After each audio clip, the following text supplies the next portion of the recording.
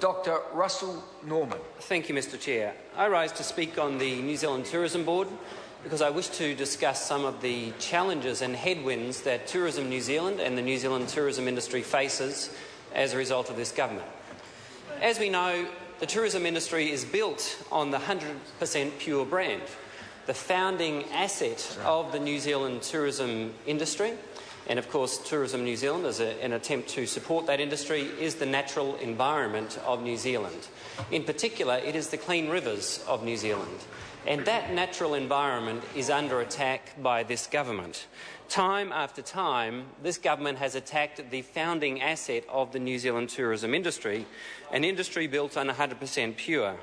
For example, we now have the problem where more than 2/3 of our rivers are so polluted that they are unsafe for swimming.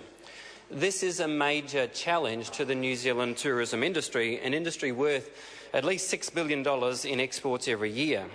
The current government has proposed new rules that would allow our rivers to be even more polluted. So polluted they wouldn't be safe to swim in, they would only be safe to wade in. So what the government is saying to the tourism industry is that they intend to pollute New Zealand rivers to the level where you would be able to walk in them and put your feet in them, but if you put your head under the water, then you would get sick and ill. That is the standard that is being proposed by this government, and that's one of the problems that the tourism industry has to face. On top of that, the government's proposing to subsidise irrigation schemes to the tune of $400 million a year. We all know that the major driver of the decline in water quality in New Zealand is the intensive dairy sector. The government's proposing to subsidise more intensive agriculture, which will result in more polluted rivers. And this is the challenge that the tourism sector has to face. On the one hand, we know that our natural environment is the founding asset of this sector. On the other hand, we have a government that is out to destroy that asset. It is out to destroy the goose that lays the golden egg, which is, of course, the natural environment.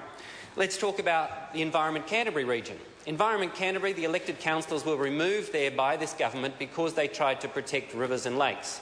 And for that reason, they had to be removed by the government.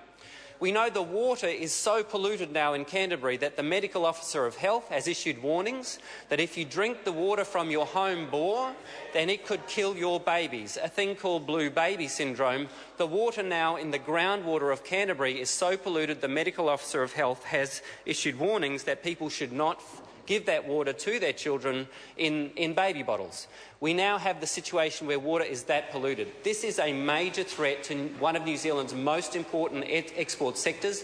The most dangerous threat facing Tourism New Zealand right now is the National Party.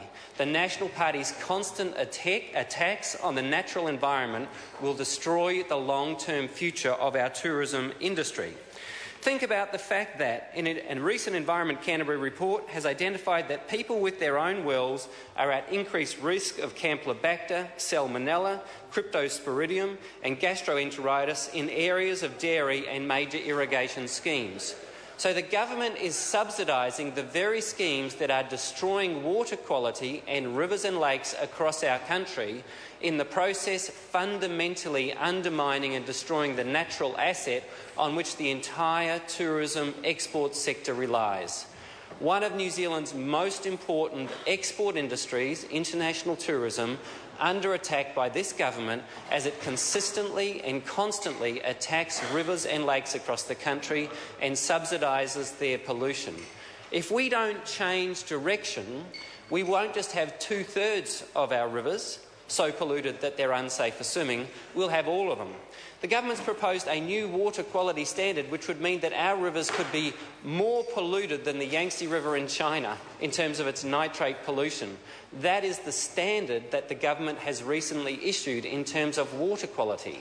And yet it is these beautiful rivers. If you ever look at any of Tourism New Zealand documents, you will find they are full of pictures of our rivers and lakes as key attractions for international visitors, and yet this government is doing everything it possibly can to pollute those rivers and lakes.